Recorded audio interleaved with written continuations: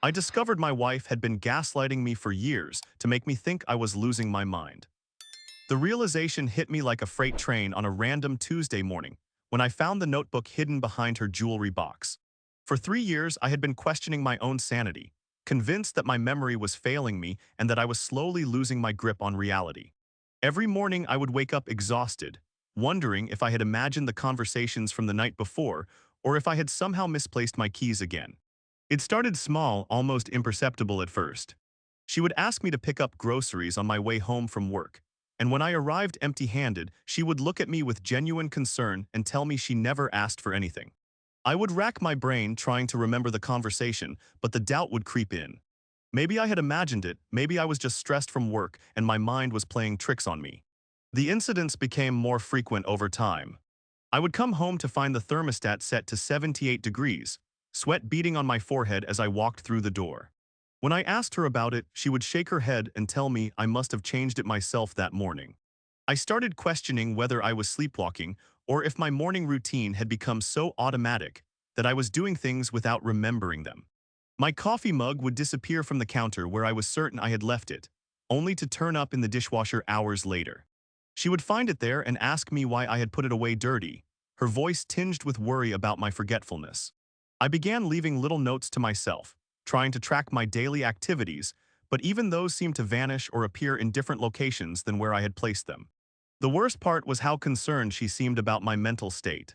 She would gently suggest that I might be overworked or stressed, offering to help me organize my schedule or suggesting that I take vitamins for my memory. Her caring demeanor made me feel even more guilty about my apparent decline, and I started to withdraw from friends and family, embarrassed by my increasing confusion and forgetfulness.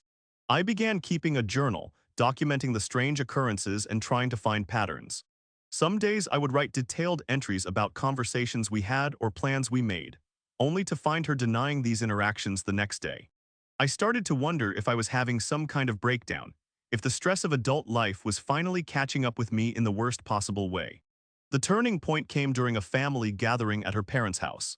I distinctly remembered her telling me that dinner would be at 6 o'clock, so I showed up at 5:30 to help set up. When I arrived, nobody was home, and I spent an hour sitting on their front porch, calling and texting with no response. When they finally returned from running errands, she looked at me with surprise and told everyone that she had clearly said 7 o'clock. Her family exchanged worried glances, and her mother pulled me aside to ask if I had been feeling okay lately. The humiliation was crushing, and I started to believe that maybe I really was losing my mind. I made an appointment with my doctor, convinced that I needed help for what seemed like early-onset dementia or some other cognitive disorder. The medical tests came back normal, which somehow made me feel worse. If there was nothing physically wrong with me, then what was causing these memory issues? I started researching online, reading about stress-related memory loss and anxiety disorders, trying to find an explanation for what was happening to me. Then came the night that changed everything. I had been particularly anxious about an important meeting at work, and I couldn't sleep. I got up around 2 in the morning to get a glass of water, and I noticed a soft glow coming from the home office. I crept closer and saw her sitting at the computer, typing something with intense concentration. My heart started racing as I watched her from the doorway. She was writing in what looked like a detailed log, documenting times and dates and specific incidents. I could see my name mentioned multiple times, and the word confusion appeared frequently in her notes. I backed away quietly, my mind reeling with questions about what I had just witnessed. The next few days were torture as I tried to process what I had seen.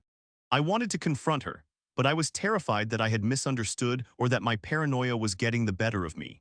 I started paying closer attention to her behavior, watching for signs that might explain what was happening to me. That's when I noticed the pattern. She would make requests or mention plans when I was distracted or tired, often when I was watching television or checking my phone. Later, when I would act on these requests or show up for the plans, she would act surprised and concerned about my memory. I started to wonder if she was deliberately choosing moments when I was less likely to be fully present. I decided to test my theory by secretly recording some of our conversations on my phone. The first few recordings were innocent enough, just normal household discussions that I wanted to preserve in case I forgot them later. But then I captured something that made my blood run cold. She had asked me to stop by the hardware store to pick up a specific type of light bulb for the bathroom fixture. I had repeated the request back to her to make sure I understood, and she had confirmed the details. When I returned home with the bulb, she looked at me with that familiar expression of concern and told me she had no idea why I would buy such a thing.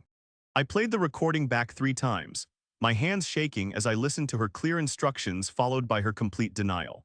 The evidence was right there in digital form, undeniable proof that I wasn't losing my mind. But instead of relief, I felt a deep sense of betrayal and confusion about why she would do such a thing. I started gathering more evidence, recording conversations and taking screenshots of text messages before they mysteriously disappeared from my phone.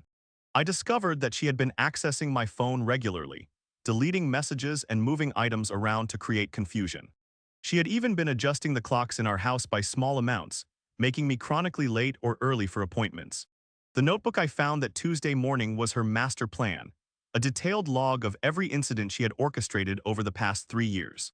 She had documented my reactions, my increasing anxiety, and my growing dependence on her for validation of my own experiences. There were notes about which techniques worked best and ideas for future manipulation. Reading through those pages was like discovering that my entire reality had been carefully constructed to make me doubt myself. She had been studying psychology books, learning about gaslighting techniques and how to implement them effectively. There were highlighted passages about breaking down someone's confidence and creating dependency through confusion and self-doubt. I sat in our bedroom for hours, surrounded by the evidence of her systematic destruction of my mental health. The woman I had loved and trusted had been methodically driving me toward a breakdown for reasons I couldn't begin to understand. I felt angry, hurt, and strangely relieved all at the same time. When she came home from work that evening, I was waiting for her with the notebook open on the kitchen table. The look of shock and then calculation that crossed her face told me everything I needed to know. For a moment, she tried to maintain the charade, asking me what I was doing with her personal journal and suggesting that I was violating her privacy. But the evidence was overwhelming, and even she couldn't deny what was written in her own handwriting. I watched as the mask slipped away, revealing someone I had never really known.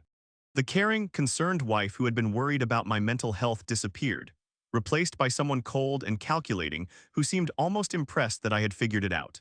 She didn't apologize or try to explain her actions. Instead, she seemed annoyed that her experiment had been discovered before she was ready to reveal it. She talked about it like a research project, mentioning how interesting it had been to watch my psychological deterioration and how much she had learned about human behavior and manipulation.